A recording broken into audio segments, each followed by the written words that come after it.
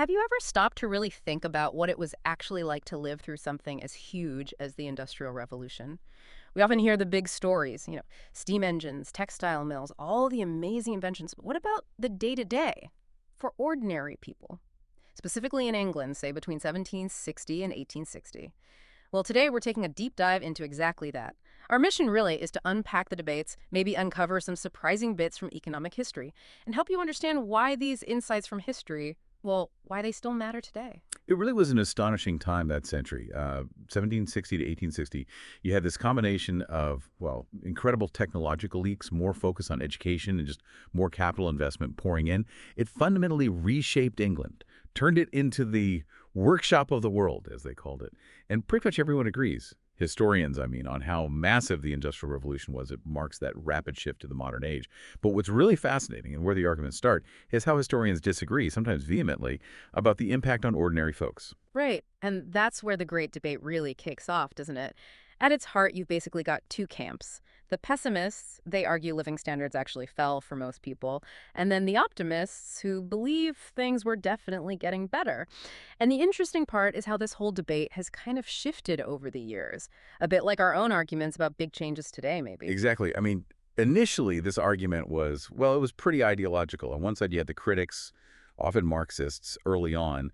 They painted this picture of England like Dickens' Coketown, or Blake's dark satanic mills. Yeah. They saw capitalists exploiting workers, taking that surplus value, basically, profit beyond the wages paid. Then on the other side, you had the defenders of free markets, the optimists. They saw England as birthing this consumer revolution, making more goods available for everyone. But as T.S. Ashton pointed out way back in 1948, those really sharp ideological lines, they started to blur because, let's face it, the Industrial Revolution was the turning point. It marked the difference between that grinding poverty of most human history and the affluence we see in modern industrialized nations. Today, I mean, no serious economist disputes that the Industrial Revolution started that transformation. It led to the incredibly high living standards many have now in market economies. Which brings us right up to the modern debate. Yeah. It's really not about whether the Industrial Revolution eventually made people better off. In the long run, yeah, that's pretty much accepted. Now, the big question is when. When did that significant improvement really kick in? The argument shifted from if to when. Okay, so the pessimists are saying, Right. no real improvement until the 1850s even. That's their timeline, yes. Late in the period. While most optimists think standards were already rising much earlier, by the 1810s or 1820s, maybe before that. That's the optimist view. It's quite a gap, isn't it? It really is. It makes you think about how we frame things now, too. Are we sometimes too quick to judge before we see the whole timeline play out? Now, a really key piece of evidence for the optimists, the one that sort of sparked a lot of the later debate, it came from a 1983 paper, Peter Lindert and Jeffrey Williamson. They came up with new estimates for real wages in England from 1755 to 1851. So, Sure. okay, let's unpack that a bit. Right. So what they did was they looked at the actual money wages for lots of different jobs, blue collar, white collar. And crucially, they also developed a cost of living index, one that tried to reflect what working class people were actually spending money on, their real budgets, and their analysis. It turned up two pretty striking results. First, they found that real wages grew, but kind of slowly between 1781 and 1819. But second, and this is the kicker, after 1819, real wages shot up rapidly for all worker groups. And rapidly means, well, for all blue-collar workers, right? A big chunk of the working class. Their index number for real wages basically doubled. It went from 50 in 1819 up to 100 in 1851. Just think about that.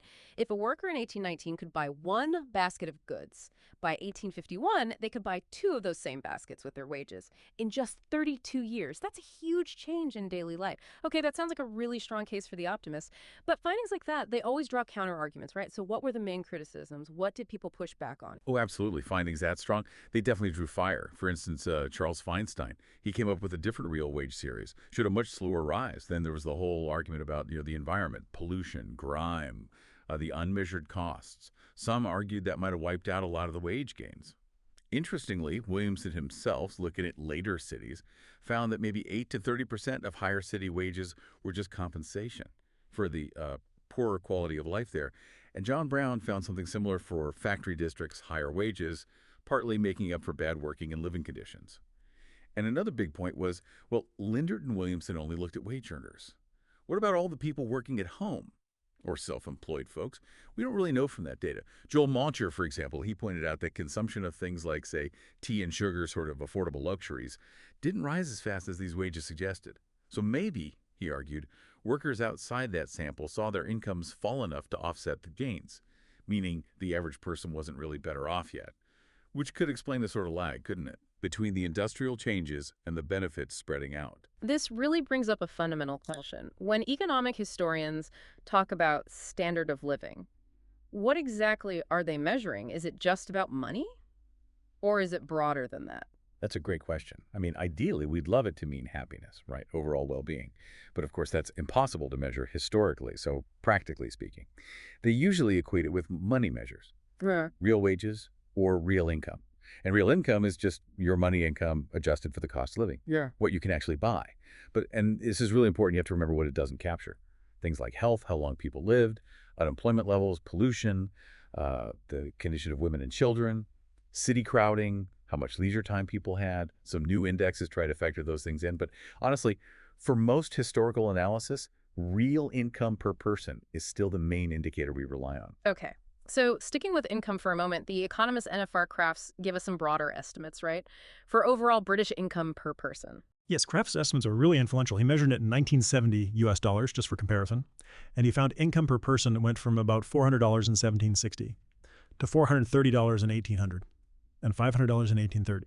And then it really jumped to $800 by 1860. Now, what's key here is remembering the centuries before this. You'd get periods of rising income, sure, but then periods of falling income would often wipe those gains out. This sustained long-term growth, that was new, that was significant. So Crafts' pattern shows, well, slow growth initially, 1760 to 1830, then much faster growth between 1830 and 1860.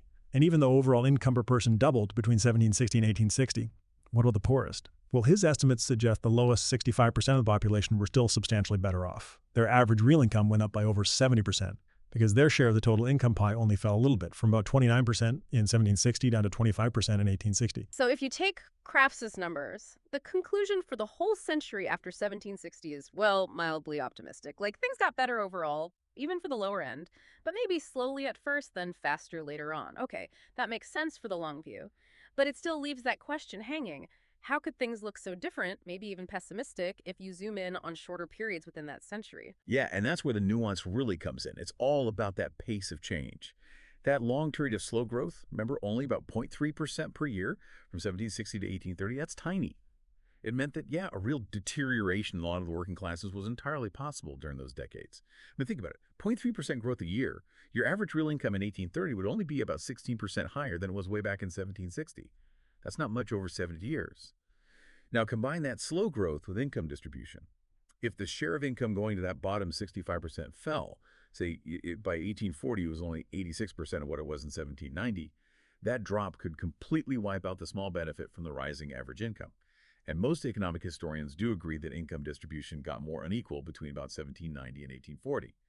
And then pile on top of that all the social ills, as they're often called.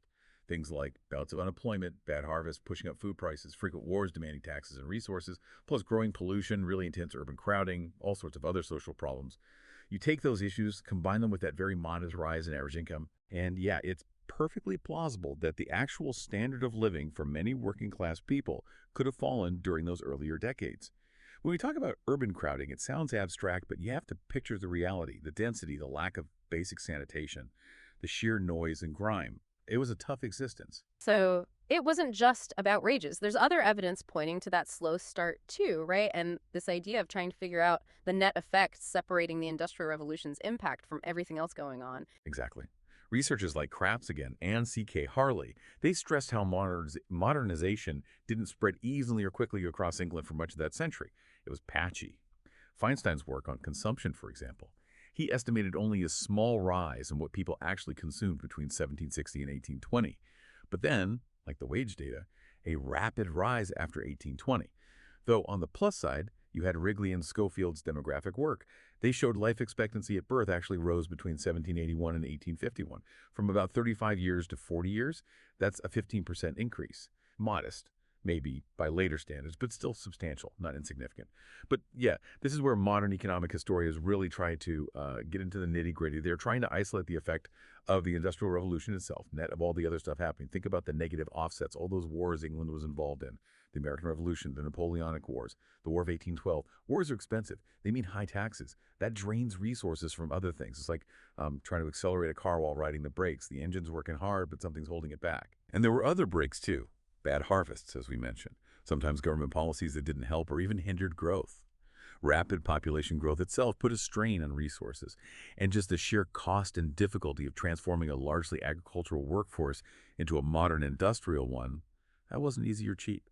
Joel Molker did this fascinating counterfactual simulation, basically asking, what if the tech changes hadn't happened? His results suggested that without the Industrial Revolution's innovations, that rapid population growth alone could have seriously reduced real income per person between 1760 and 1830. Wow. Okay, so pulling all that together then, it really does paint a much more complicated picture. The Industrial Revolution itself, strongly positive effect on potential income. But that positive force was being heavily counteracted, especially early on, by negative things like population growth, wars, and maybe slow adaptation. It really is much more nuanced than just saying it was good or bad right from the start. You have to see all the forces interacting. So there you have it. The Industrial Revolution, undeniably transformative, profound, but its benefits for ordinary people. They weren't felt instantly or evenly. They were shaped and sometimes held back by all these other historical currents happening at the same time, which explains why the debate shifted from if to when, and why understanding that net effect is so absolutely critical. Exactly. And what's so fascinating, I think, is how it shows that even the biggest, most revolutionary shifts in human history never happen in a vacuum, do they? To really get the full picture, you have to try and untangle all these different forces, some pushing forward, some pulling back, all at the same time.